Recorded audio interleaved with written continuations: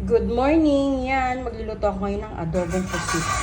Dahil nag-crave ako sa adobong pusit, kaya ngayon, napabili ako nitong adobo. Buti na lang may nagdaan dito na naglalako ng adobo. Mga gulay, mga karne at isda. Yan. Luluto na ako.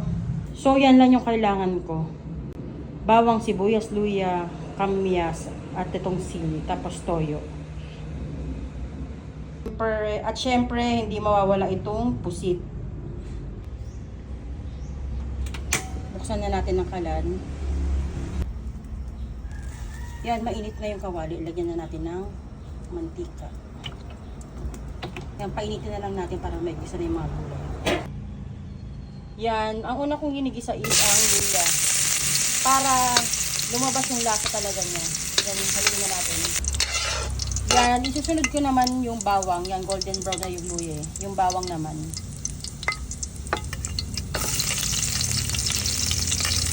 Haluin lang natin. Yan, golden brown na siya. Next naman natin ay ang yung sibuyas naman yung in-next natin. Haluin natin ulit. Yan, okay, nilagay na natin ang tomato. Yan, halu-haluin. Kailangan malambot yung kamatis. Palambutin natin ng maigi. Yan, halo-halo lang. Halo-halo. Yan. Malambot na yung kamatis. So, ang ininex na natin ay yung pusit na ininex natin. Ganyan lang, hiniwa-hiwa ko lang siya ng ganyan. Yan, tapos haluhaluin lang.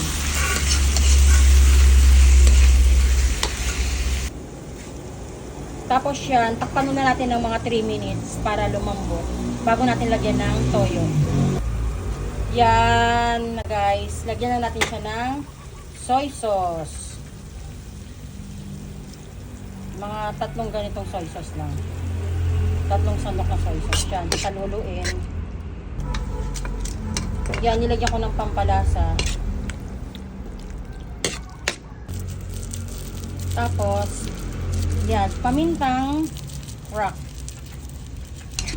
Tapos ang gagamitin ko pala rito guys na pampaasim ay kamyas. Kasi marami kaming bunga ng kamyas din. Tapos lagyan natin ng konting tubig. Kasi gusto ko yung masabaw na ito eh. Yan. Tapos hintayin lang natin na ano. Lalagyan na natin yung pampaasim kamyas. Saluin na natin ng konti. Ayan na guys, kumukulo na. Ilagay na natin ang green na sili. Yan. Tapos takpan na natin para maluto lang na konti itong sili.